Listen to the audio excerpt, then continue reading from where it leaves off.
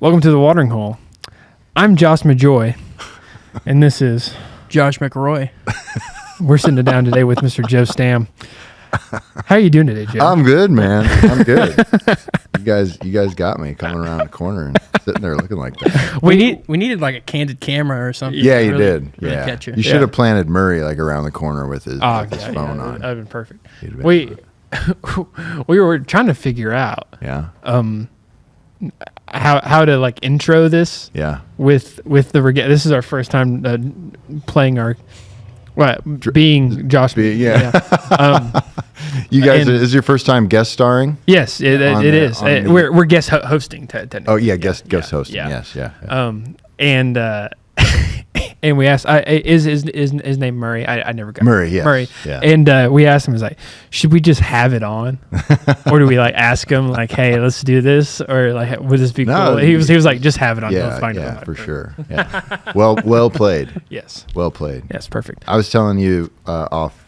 I don't know if we were rolling or not, but this is the second venue in a row where there's been some kind of Josh McPloy reference, like in the green room or in the last night it was in the Airbnb that the venue provided. So it's becoming a thing, I guess. Well, the first thing I don't remember the first one I saw, but I've seen several like jabs back and forth between you two. Oh yeah. And at first I was like, do they really hate each other? And then once I dug in a little bit, I realized like, no, this is hilarious. You're probably not alone. You know, some of them could like this. Like a couple of weeks ago, I texted Josh because I had texted Josh a question about something, and he hadn't responded. And I was like, okay, I asked him, was the lazy boy comment, like, was that too strong? You know, sometimes I'll like comment stuff and be like, is this too strong? But usually I go ahead and send it in. I think he shared the like ticket link for tonight too. He did. And so even no matter what they say about him, he can show some class. The hilarious thing was, I think it was your response was thank you for taking time to stop your bicep curl. Yeah, taking time off from bicep curls. Yeah, or tank top shopping. I saw one where I think Josh posted it, but it was like one of your flyers above like a toilet or something. And that was in the green room at the Majestic in Fort Smith, where normally my picture hangs on the green room wall at a place of honor, or among everybody else's. And they had taken it off the wall and put it on the toilet. Oh God! They were him and Wyatt. Do you guys know Wyatt Baker, his guitar player, another Oklahoma kid, and they had like kept calling me that night, and I was probably playing a show or getting ready for a show or whatever, so I wasn't answering the phone. And evidently they just wanted to share that moment with me when they were up to this hijinks. So yeah, but I'm sure there's some people out there that look at some of these things like, man, these guys, what's going on? And I'm keenly aware that when it comes to success in the music business per se, that I'm not necessarily in the lead when it comes to Josh. So I wonder, some of these people are like, who is this? What a troll. Whatever. I love the undeniability of the committing to the bit, which is hilarious. Yeah, well, you just got to roll with it. He's a good sparring partner.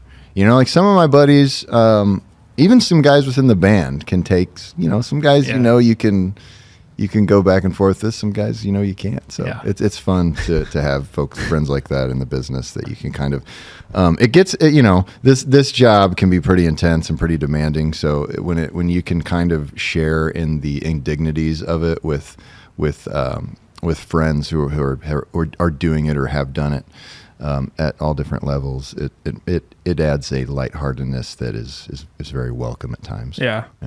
Camaraderie, I should say. I can't wait for Josh to see this and then set up a fake podcast for TikTok and then absolutely destroy us. Yeah, it'd be hilarious. It's hard to say. Yeah. It's hard to say what'll happen. You never know. You never know. Yeah. So you're playing tonight at Grady's, headlining tonight. Is this your first time at Grady's? Yeah, I think we played a place in Norman, which that's not far from here, right? No. Right. Right there. Probably, 5-6 years ago. And it's our first time back to the Oklahoma City area. That one, it was I can't remember what the name of the place was, but like they gave us 2 monitors for the whole band, but 1 monitor mix. So for you folks that aren't musicians out there, that's how you hear ourselves back and can hear what we're playing. So you like to have individual mixes for everybody and your own individual monitor. These 2, not only did we have that situation, but they were like this big and like shoebox size almost, and the volume and the sound waves in the room were like bouncing them across the floor throughout the night. So they were like, and there was I think there was 5 people there, maybe 3. I think it was 1 family that came, and they were a family who was visiting their daughter, who was going to Oklahoma at the time, who was from and they were from my hometown. So really? So there was no Oklahoma natives at that show. Wow.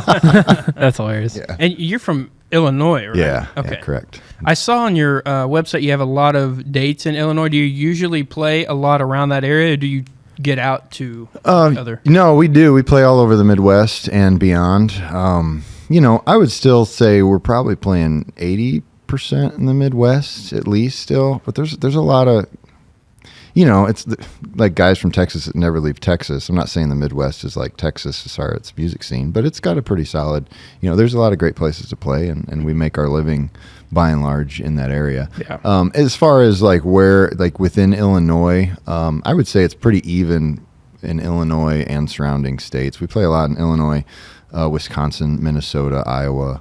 Those are probably our bread and butter states, but we get to Indiana quite a bit, Nebraska, the Dakotas occasionally, certainly Ohio, and then sometimes we're down in Kentucky and Arkansas and Oklahoma or Idaho, stuff like that. So it sounds like you're kind of everywhere. Yeah, not our model is actually very similar to Josh's. Josh has a family. He doesn't want to be gone all the time. Yeah. He's made business decisions so that he can be home often, and that's kind of our approach too. We like to go out for 3 or 4 days and then go home for 3 or 4 days and go in a different direction the next week. It's kind of what we do. That's awesome. Yeah. So what do you do when you're not on the road? When you're not spending time with your family, when you want to relax and unwind, what do you do? Well, anymore, it really is making sure I'm spending time with my family. I have a 10-month-old today. Okay. She's 10 months today, actually. So that's really, especially now as she's developing a personality, that's become especially important to. So that's really kind of how I relax. Otherwise, man, what do I do anymore? I was just home for like a week and a half. What was I doing? Our power was out for 3 straight days, so that was a whole thing. But I have a garage that I fixed up, and I spend a lot of time out there, whether that's working on projects or writing.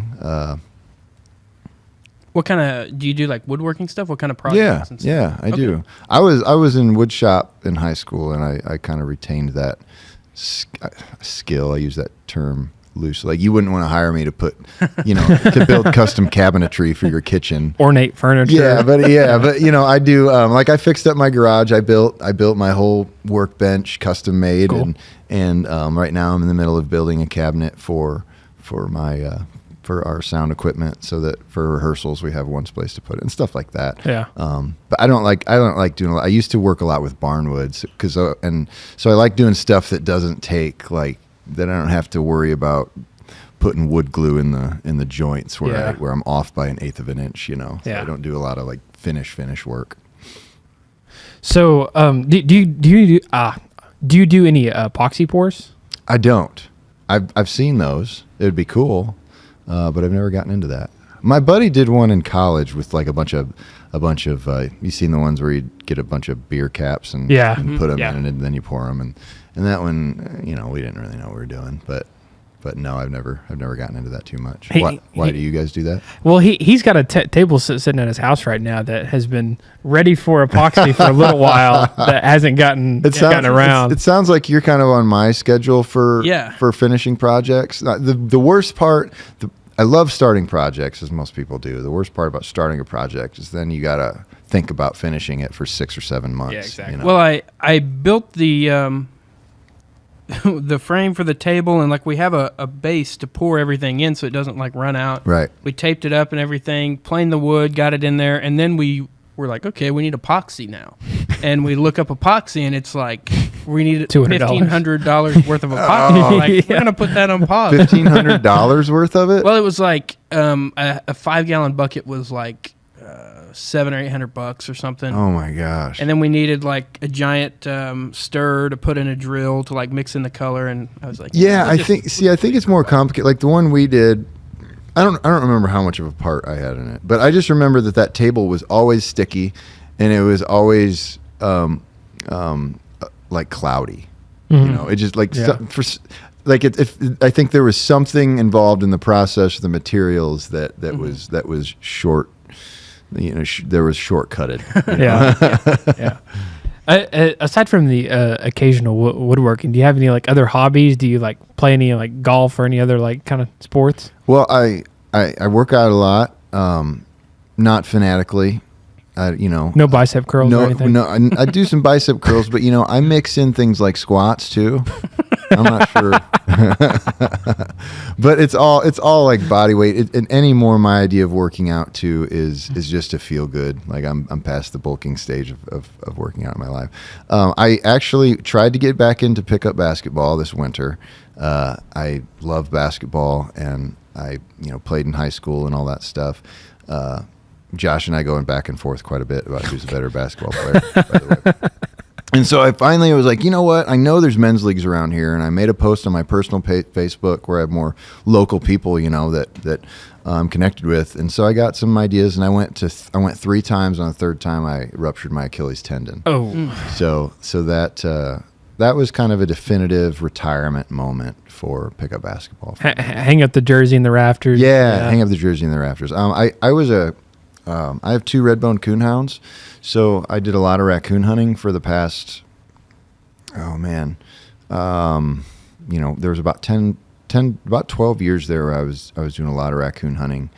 But since I started playing music full time back in 2016, it kind of got less and less and less. And this last year was the first year through raccoon season that I didn't go to. I went once, and both my dogs, the one who is very old now, the other one who I bought to train but then never really trained her. Yeah. They both went different directions, and it turned into a fiasco, and I was like, you know what? I am officially done. So I've kind of phased that out too. And you guys asking me this question, it's like I'm getting a little bit like maybe it's time for me to find something. Find like one other thing, to do. Yeah, I collect He-Man action figures. Really? Yeah. So that's like one nerdy thing that I do. I can't say it takes a lot of my time. It just takes a lot of my money. Yeah. So is there like a holy grail of like the He-Man action figures, like the 1986 limited production run? Or?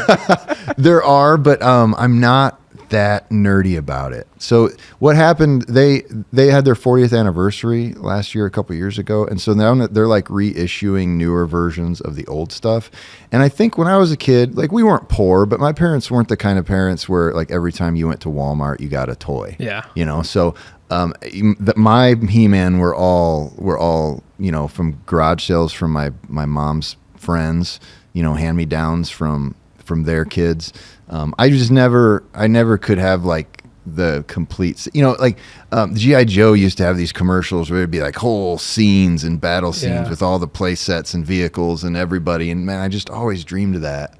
And I think it's some kind of Arrested Development thing for me that, in my 40s and late 30s, I rediscovered collecting action figures, and now like I compulsively have to have at least one of every. And there's like 2 different lines that they're currently releasing right now, and I'm buying them all. And it's to the point now where I get the delivery, I look at them, and I put them in a tub immediately downstairs because there's nowhere to put them.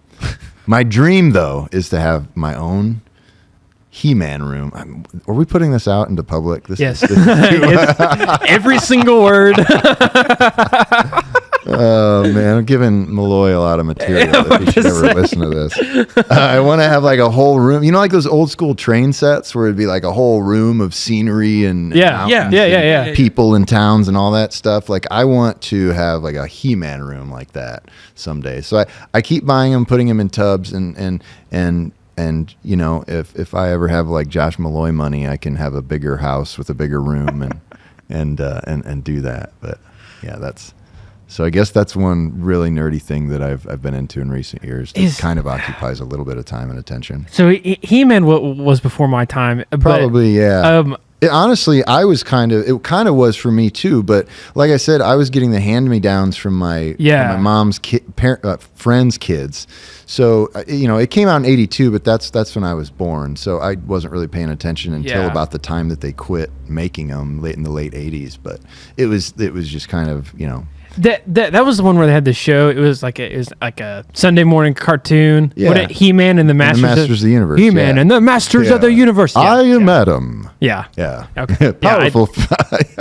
My magical powers were revealed to me when I held my magic sword aloft and said, "Yeah, I'm not going to keep going." Okay.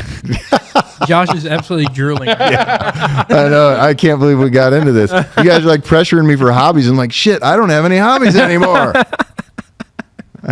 Hobbies now, more. I need to get into something. I like to draw. I read a lot.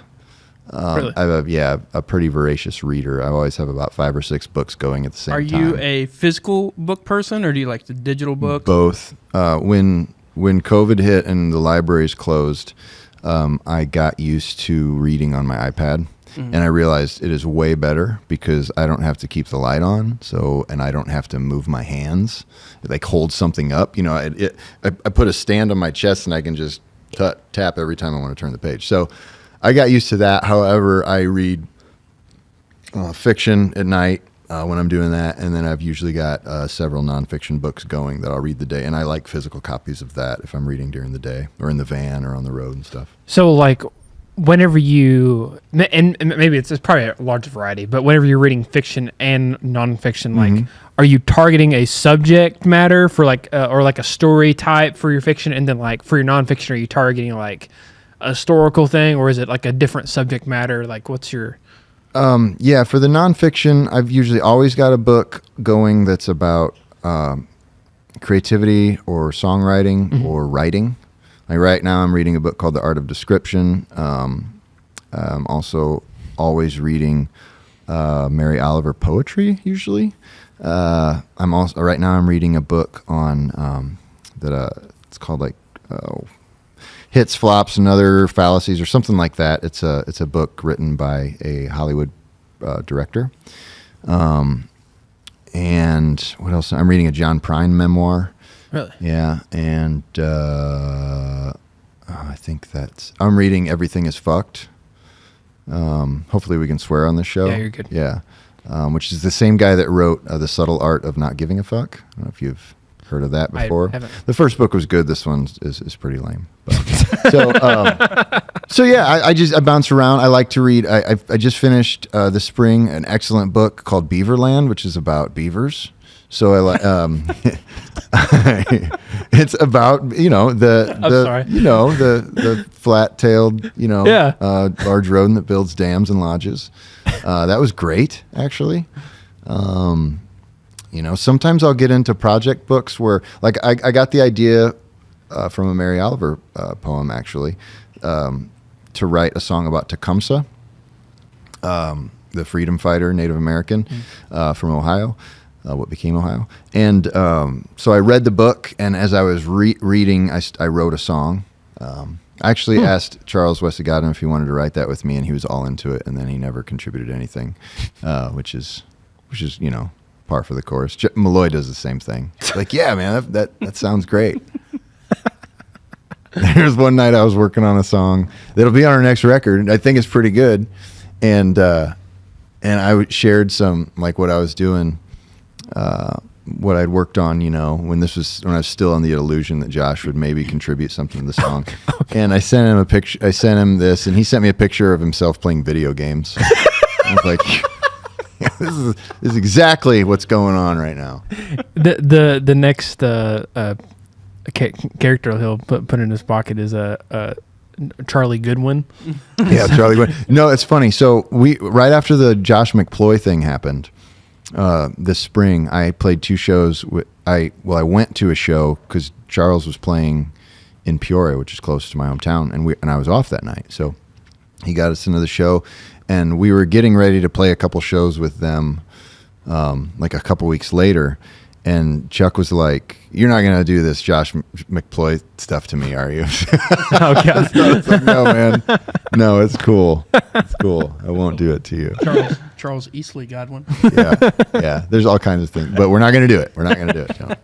You know, that dude is incredible amount of respect for him. I think he's probably my favorite artist that's out there doing it right now. He's just tons of respect, and they deserve everything that those guys got going on for them.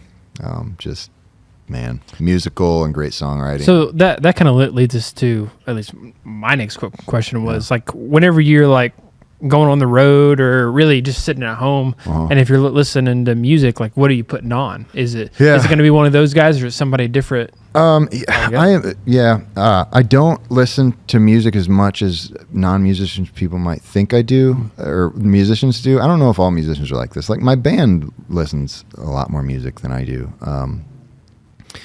I'm pretty picky and I'm not good at going out and proactively finding new music, so I just wear the shit out of the stuff that I love. Yeah. But I actually just made a post last week because I was doing some yard work, and I wondered what other people listen to. Like lately, my yard work stuff has been Chuck, and like we brought my daughter into the world. We had a C-section, so we got to play music, and it was this whole thing. And we played Chuck's record, "How the Mighty Fall," when they pulled my daughter out of my wife, and so his music is super. I'm a junkie for it. I just respect so much what he does.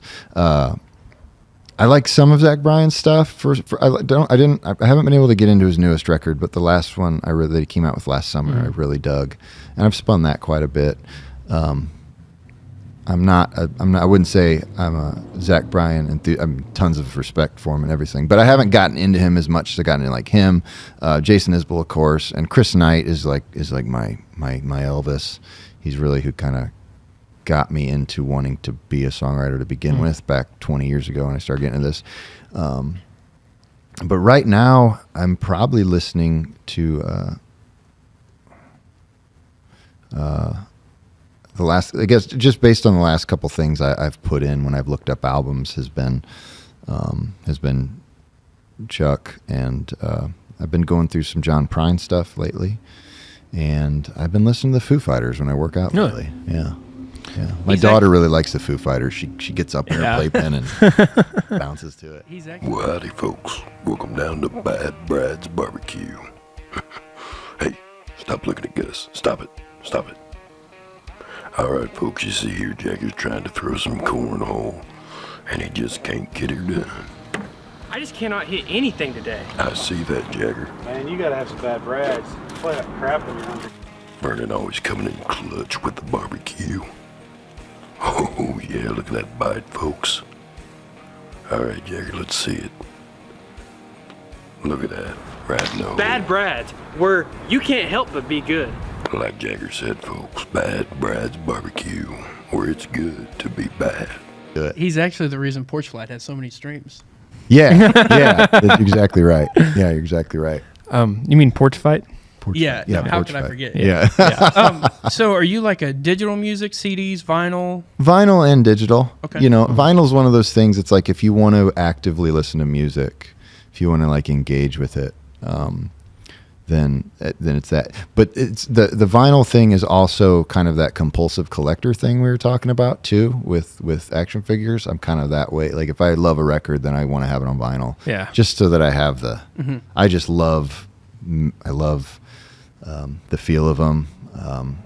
I love making them with my music and getting them for myself. But I mean, practically speaking, you know, the digital way is by far the most efficient way to do it. Vinyl for me is like if I like an album and I like the cover art, or like anything like extra special to me about the album, that's what I want to have the vinyl. Yeah.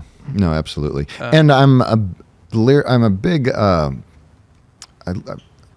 focus on lyrics quite a bit. Lyrics are what sell the music to me. That's why I like guys like Chris Knight. That's why I like guys like Jason Isbell and Charles Wesley Godwin. And a lot of them have the lyrics in them. So I mean, that's what I mean. Like if you want to actively listen, like if I want to sit on the couch and comb through a record and follow along with the lyrics, like that's the way to do it.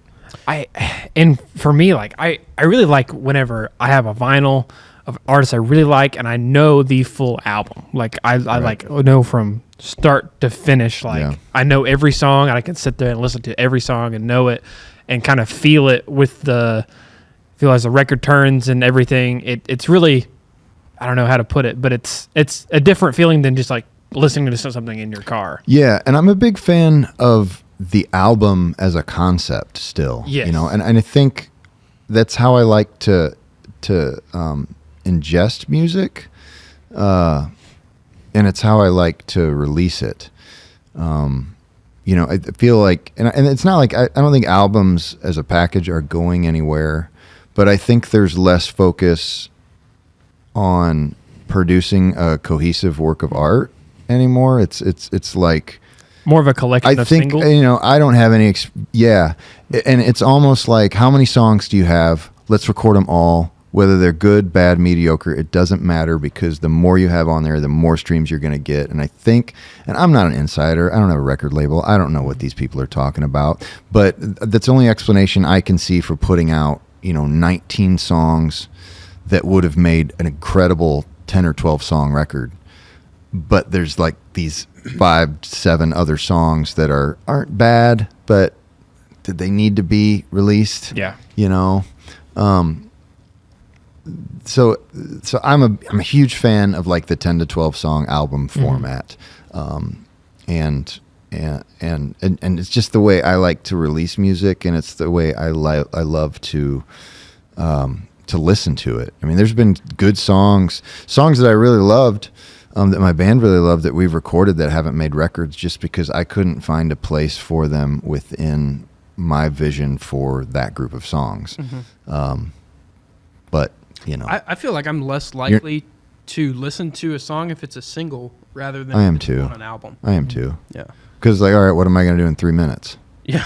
I guess I'm going to check this out, and then I got to make another decision about which song I'm going to hear next in 3 minutes. It's like, and most of the time when I'm listening music, most of the time when I'm checking out new music, I'm not buying a record first and then playing it. I'm just pulling it up and checking it out. And it's like, so I'm either in the car or I'm doing something and I want to listen to it while I'm doing it. Well, I don't want to pull up one song and then in 3 minutes I got to choose another one. So for me, it's just kind of an impractical way. But you're not talking to anybody here with gold records. So, what do I know about the best way to do things? I'm just talking kind of about the way that I like to ingest music. I definitely feel you on like liking albums that feel cohesive. Yeah. And I think that's like one thing, like you're saying, is kind of lost in a lot. And I think me and him talked about this a lot, whether it's from like where it's really defined, where like someone like Sturgill Simpson, like obviously every single record he has out has a totally different sound, from High Top Mountain to the new Johnny Blue Skies. Right. One that he put out. They both have all 5 or 6 records that he has out all have like a different feel. Yeah. Which is, I can really appreciate that whenever they have that. But then even something that's like less defined, but it still has this like unique feel to it. Like, I'll reference like Turnpike Troubadours. They, one of my favorite albums is actually one that's sitting right up there. It's the one with the horse on it. A Long Way From Your Heart. Yeah. The whole album, like, it's a Turnpike album, like a classic Turnpike album, but that has a certain feel with how the songs are laid out in that album from start to finish, and the entire theme to it almost. Right. And it's weird to say because it all sounds like Turnpike, but it all sounds like that unique album. Yeah, that's a great album. And there was to that, like we came out with Midwest Town in 2021, and during the same session where we recorded all the other songs on that record, we also recorded a band version of Goodbye John, and we recorded Fuck It Out. And Fuck It Out is the most... anyways, those I didn't feel fit on the record. Yeah. I didn't think Fuck It Out fit on that record. It would have stuck out like a sore thumb. It would have made no sense in that collection of songs. So I released it as a single later that next year. And it's by far the most streamed song out of that collection of songs that came out of those studio sessions. But there was no way that just didn't fit, you know. But I don't have anybody telling me what to do or even advising me on what good practices are, you know. So I don't, you know, it's neither do we. Yeah, you know, I think. I mean, look at us. Do you think we have anyone advising us? All right, I won't call you guys. I'm trying to figure out the next record together. Are you a fan of the Red Clay Strays? Yeah, yeah, absolutely. So I mean, isn't everybody? Isn't the entire world? If you are a fan of the Red Clay Strays, check out our episode with them. We put out last week episode 100 for us with the Red Clay Strays. Awesome. And they talked about their new album a little bit. It came out this last week. Have you got a chance to dig into that? I have not, and this is testament to how poor of a music listener I am. I forgot, and then somebody brought it up in the van this afternoon, actually last night, and they was like, "Oh yeah, we got to listen to that tomorrow on our trip," and then I just now remembered it today. What about podcasts? Do you listen to any podcasts? I listen to other than the Watering Hole, of course. Yeah, of course.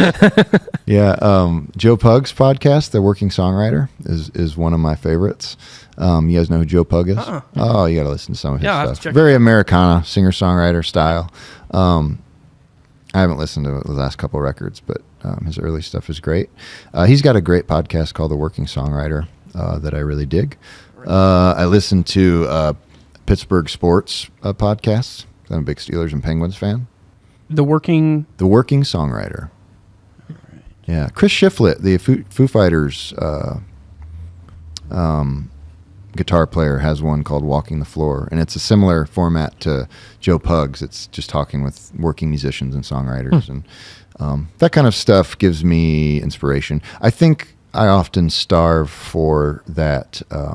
You know, I'm in Illinois. I never did the move to Nashville and be within a community of musicians. Yeah. I don't know how much that exists there anymore, but kind of the old Austin model, you know, where there's the Austin East Nashville thing, where there's this community of musicians and they are collaborating and crying on each other's shoulder and all that stuff.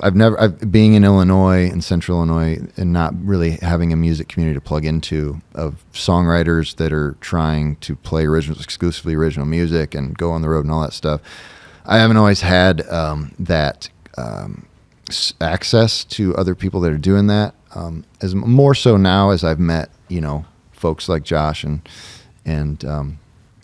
Alex Williams and made friends with people of that nature. But those songwriters are kind of those podcasts are kind of a refuge for me, because I can kind of identify and hear as stories and tales and experiences of other people that have suffered all the indignities of this job, you know, and come out the other side or continued to endure it. Have you ever considered starting a podcast yourself? No, I have not. I was thinking the exact same.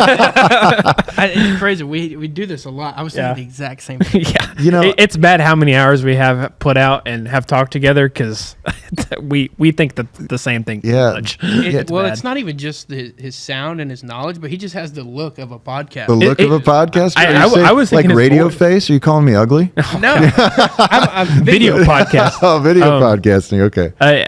I think your voice is fantastic for a podcast too. It's something I would love to do, and so I shouldn't say I've never thought of it. I think I get as far as I'm very much, when it comes to let's say when it comes to my guitars, I'm not a gear guy. I don't get into gear. I don't like going to guitar stores. What I want is a tool that works. If for instance somebody said, "Hey, we want you to do a podcast," all you got to do is walk in and then get in the studio and talk to people, and we'll do everything else, then I would do it.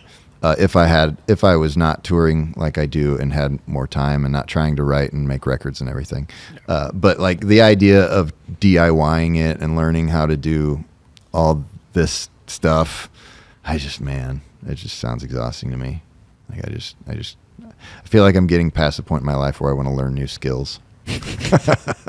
See, it is terribly exhausting, but you would have a leg up because you already have all these connections. Because you guys would endorse exactly. it. Yeah, exactly. Well, we would think about it. Yeah. what we would do is we would just buy the equipment for you. Be like, hey, go do this, and then it'll just be under our media company, and then you just have your own. Your I own see. platform. So I do the work, and you get all the money. Exactly, we get half the money. Yeah, it's a little bit of it. All right. Well, we'll talk strategy. You guys send me over your pitch and your offer, and then we'll go from there. Yeah. I'll keep an eye on the mailbox. Wait, it needs to be called the Josh McPloy podcast. Well, we can woodshop ideas. We can spitball ideas. I mean, the Joe Stamm show would be. Oh yeah, Joe Stamm show. Yeah, that straight ahead. That actually like legit. Yeah, just the straight ahead. That'd be a very direct approach. Yeah. Are you into sports? Yeah. Watching sports. Yeah. The Olympics just big kicked time. off. I'd have trouble with the Olympics. I mean, go Team USA, 100%. But I don't know. I don't seem to ever watch them. I just can't. You said you were a big Pittsburgh fan. I am a big fan of the. I'm a big fan of the Steelers, the Penguins, and the Cubs. And should the Sonics ever come back to Seattle, I would maybe start watching the NBA again. Boo. Boo. You guys stole them. OKC. You guys stole them. I forgot about that. Yeah. But they're talking about Seattle getting a team again. This is as close as you'll be to a Sonics game, just so you know. I know. I don't know if I could get back into the NBA. The game is so different now, and I'm not sure I enjoy. I don't know. But there would have to be a resurgence of the Sonics for me to. They would have to come back. Yeah. What about pickleball? I could see you getting into pickleball. You know what? I would love to because I love being competitive and physical activity. The one thing that the nurses said to me when I went in for my Achilles tear after playing basketball, I was like, oh yeah, usually it's people of a certain age playing basketball or pickleball. So like those are the two big ones. See, I don't know. We'll see. I'm scared to death of tearing the other one. They said normally you don't re-tear them, but I'm scared to death of doing that. You get it out of the way and you'll be good to go. Yeah, I guess it was a major inconvenience. We had to cancel or reschedule 11 shows. I think. Wow. In April. Almost had to miss 2 sold-out shows with Charles Wesley Godwin. Oh my gosh! But they let me delay my surgery for a week, and I went up there on a knee scooter and just put it on park and stood there for 45 minutes and played my sets. Put the parking brake on. Yeah. So he gets a Scotch block. Yeah, there's a little parking brake you put on them, and that's what I would do. So I put a lot of faith in that parking brake on those shows too. You're playing to 2,500 people. You want to move around a little bit, but. So yeah, we'll see about pickleball. I've recently gotten into pickleball in the last 6 months, maybe. Yeah. And it's so fun. It's like addicting. Well, yeah, it's pretty popular. I've never gotten into it. I never played it. But he's looking for these hobbies. I appreciate freedom. Yeah, because the golf thing, I've just never been able to get into it. I'm not very good. I've got a bad shoulder from football when I was younger, of course, and so it gets. I can do about 9 holes. That's about what my patience and my attention span and my shoulder can handle about 2 to 3 times a summer. So I just can't get into it. Do you, you said you played football. Did you play in high school or college? I did. I had a full ride to go to Northern Illinois University. I was a I was a quarterback and, I hurt my shoulder and had 4 shoulder surgeries.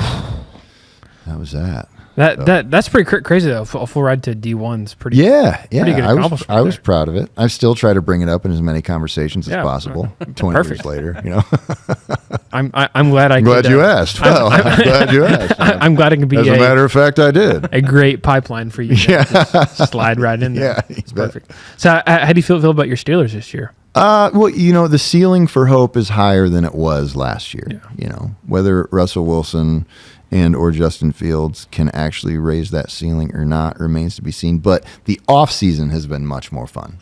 There's less despair, less hopelessness. Is Mason Rudolph gone? He is. Yep. They let him go. So Mason Screwed Off, as I like to call him. Not our boy. we both he played well at the end of last year. We both graduated from Oklahoma State. That's all right. Yeah. Not our boy Mason. Yeah. He had his chances, and he did play well at the end of last year. The dude got hit in the head with a helmet, dude. Like, you got to cut him some slack. He almost got hit. It was an attempted helmet hit. So how do you feel? Who do you think should be the start? I don't know if they've announced it yet, but who do you think should be starting, Russell or Justin Fields? I mean, I would imagine Russell should probably get a start until he fails. But one game? Yeah, we'll see. Interesting tie-in though. The Steelers' offensive coordinator, who was laughed out of town and fired midseason, which is something the Steelers never do. Who evidently did not know what he was doing, was my quarterback coach at NIU when I was there. Really? Mm-hmm. Yeah, Matt Canada. Great guy, but just, I guess, wasn't cut out for the NFL. Huh. Too bad. Wow. What are you going to do? Are you a big college football fan? Not really. I think some of that's a product of going to, a mid-major program to play football and basically being ignored or eventually scorned by a lot of the larger schools. Growing up in Illinois as an Illinois fan, they recruited me and then dropped me. I lean towards Iowa football. That's who I root for. But it's not like a hill I die on. Yeah. Like if Illinois was going to the playoffs, I would root for them. If Illinois had a chance to go to the playoffs and Iowa didn't, I would root for Illinois. But I wear Iowa Hawkeye gear, and I am a Hawkeye. I don't know Iowa if you really fan. have to worry about either one of those situations. No.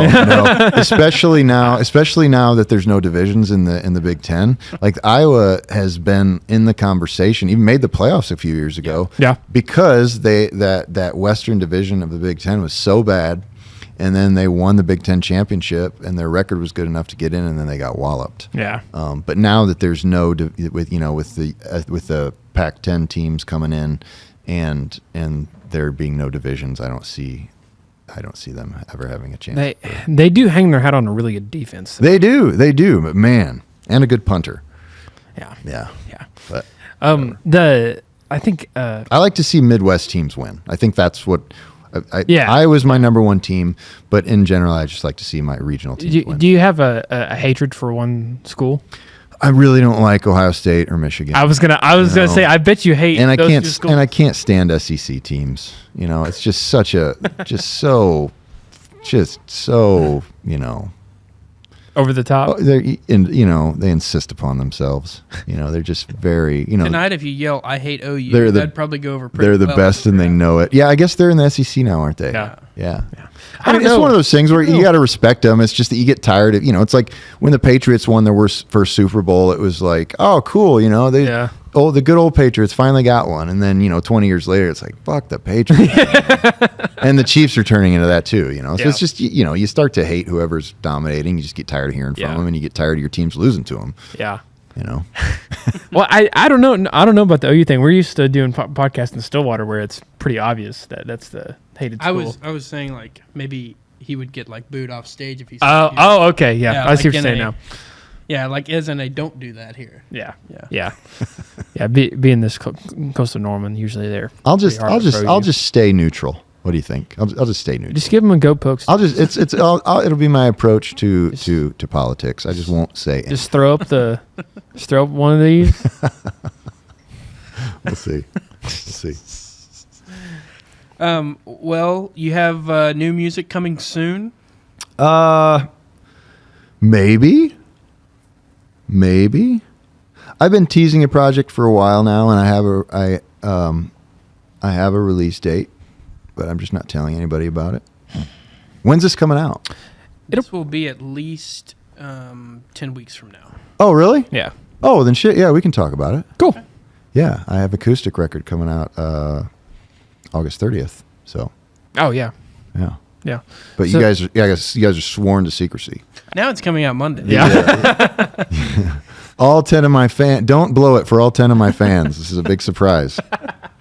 That's cool. Have you been wanting to do acoustic for a while, or is this? We finished the Wildman record back in December of 2022, like all the post production and all the final minute decisions and all that stuff, and I was just so exhausted from making all those decisions and second guessing all those small decisions. Like, I don't know, is the guitar a little bit too loud there, or just things small. You just get so deep into those and you start second guessing yourself, and you just go down these rabbit holes. And I was just exhausted from all the rehearsals and the discussions, and that whole process took about 2 years from the first date of rehearsal to the, putting the stamp on it and ordering the vinyls. And I just wanted to get back to the songs and the simplicity of performance. And there's a little studio outside of Peoria called Rock Solid Studios. It's a half an hour from my house, and I just started booking time and going in there and playing songs. I'd play full takes. I'd do like 4 or 5 full takes, and then I would just pick my favorite take. And I wouldn't splice them. We wouldn't edit them. We wouldn't do overdubs. We wouldn't punch in. It would just be full takes and no auto tuning, none of that stuff. And I ended up over the course of like a year and a half recording about 30 songs, and I picked 12 songs. And again, kind of going back to what we were talking about earlier, there's songs on there I didn't pick that were better than songs that I did, but it was just 7 of the songs haven't been released, and 5 of the songs have been released as full band versions before. So I just kind of picked the ones that I felt made a cohesive record. And a couple of those that I did got cherry picked for a full band record that we're going to be going in the studio in December to start on. So there was some of that too. But so it's just like this. I'm just doing a surprise release with no promo. I have no expectations or hopes or dreams for it. It's just something that I wanted to do for me. And I know there are niche fans out there who really like, stripped down acoustic stuff. So do you have a name of the album? It's called Memoirs. Memoirs. Mm-hmm. Yep. And there's story songs. I write story songs. Hold on, let me tweet this out. Yeah. You'll get like one response. And it'll be somebody that's just confused. It'll be from Josh with a thumbs. Yeah. Blocked and reported. I wanted to call it If a Tree Falls in the Woods. That was literally my working title through the whole, like, most of the process. That's fantastic. But I did this photo shoot last year in the summer that was perfect for it, and my wife's like, it doesn't fit the photos at all. And so I let her kind of win that battle, and so we chose Memoirs because the songs are basically personal memoirs. And it ties into, I did a live record that was acoustic back in 2020 called Stories Live and Unplugged. So it also is kind of a related theme there. If a tree's that's a fantastic. I think that's basically how I feel about my whole career. So I think acoustic albums are cool, just because like you said, there are fans out there that want that specifically. Yeah. And I think it's cool to hear an artist take. But what's neat about this situation is you're going to throw on new songs. Yeah. As well as some pre-recorded songs. Yeah, it's mostly new songs. Like I said, there's 12 songs on the record, so 7 of them will be previously unreleased, brand new, and then 5 of them I kind of cherry-picked from my last couple records. Songs that I felt deserved a stripped down approach to them, as well as what we did with them as a band. So yeah, I'm I love putting out music. I think the thing that drives me to do this is writing and recording and releasing. I mean, it's not that I don't love performing, but that's the hard part of this business. That's like the part you have to do to fuel the creative part in many respects, because it's how you make money, Yeah. And it's not that I don't enjoy it, but that's kind of the hard part, the part that really, and that's the part that can drain you if you let it. But I think the part that fills you back up fills your tank back up for me is the creative part, which is writing and recording, and then ultimately releasing music. So anytime I get to release some music, I'm excited. And, press it to vinyl and then have that thing in my hand and said, I did this, and I'll put it in a frame and put it in my garage, and then that'll be it. Move on to the next one. Now, we completely understand the not making money thing. Yeah. I've been good at it my whole life. But I mean, if you're not doing something because you just love to do it anyway, then what's the point? Yeah. Absolutely. Well, where can everybody find you if they want to check out your social medias? Anywhere you find anything. JoeStammBand.com is kind of the real locus of you can get all our music and all of our merch there. We're merch enthusiasts. My advice to young artists, I always say this, is to marry a graphic designer. It'll really help your business. So, we'll go in the other room. You'll say I got like 7 T-shirts hanging and a full table that crammed full of shit. But we have a big merch store on there and all the music and the videos and access to everything. We have a fan club called the White Knuckle Club. That is a paid fan club where I release videos and new songs that I've just written. So if you really want to dive deep, there's those. Otherwise, I'm on all the social media stuff, the YouTubes, the Facebooks, the Instagrams. Yeah. Perfect. Very cool. I love it. Well, thank you. Is that a wrap? You gotta do a podcast. Yeah. Eventually. Yeah. Maybe that'll be my maybe that'll be my off into the sunset thing. You got all these dreams. Like I said, if I ever had a song really, if I ever took off, and the money was really starting to pour in, I would do that He-Man room. And then I would do my podcast. Yes. I would, because I could just I could hire people to do all the stuff I don't want to learn how to do, and I could show up and talk to people. Now that I would love to do. That sounds like our actual perfect world too. We just hire somebody to do all the setup and.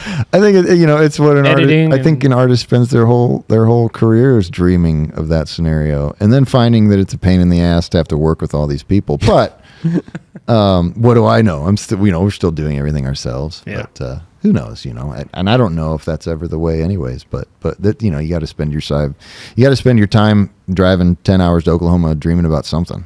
So yeah. Well, thank you again for coming on. Yeah. Sorry, I almost forgot about it. I know that Jagger and Rhett really appreciate you coming on their podcast. Yeah. We couldn't be here today. Yeah. We will tell them whenever. Give them my thanks and tell them I'm sorry for almost forgetting that we were doing this. Yeah. To be fair, I did forget to call my mom on her birthday yesterday as well. So it's not, don't take it personally. Yeah. All good. I'm sure they understand. I thought about it. Like, oh yeah, it's my mom's birthday. I got to call her. And I was driving to the venue, can't get on the phone when you're driving. Yeah. Safety. She wouldn't want me to do that anyways. And then we got to the venue and it was like load down and then sound check and then shit, we got to get back and take some showers and then we got to eat and then we got to play a show and then it's midnight. Then this morning it's like shit. So. Yeah. Well, thank you again. Yeah, absolutely. Thank you guys. So this was fun. It's been awesome. To close us out here, why don't you give us a little test trial? Just thank you for watching the Joe Stamm Show. Hey, thank you for watching the Joe Stamm Show. It's perfect. It's perfect. It really is perfect. Thank you for coming on. Really. Yeah. Hey, you bet, guys. This is Josh McJoy. And I forgot my name. Josh McRoy. Josh McRoy. How can I forget my name? Come on, Josh. And I don't know. Maybe we can get one of these days. Josh McPloy will come out of hiding. Ever since the news broke that Malloy had been stealing his songs like Porch Fight and repurposing them and then making a bunch of money off of them. He's kind of went into hiding. I assume over his lawyers have advised him to lay low. I'm really upset that.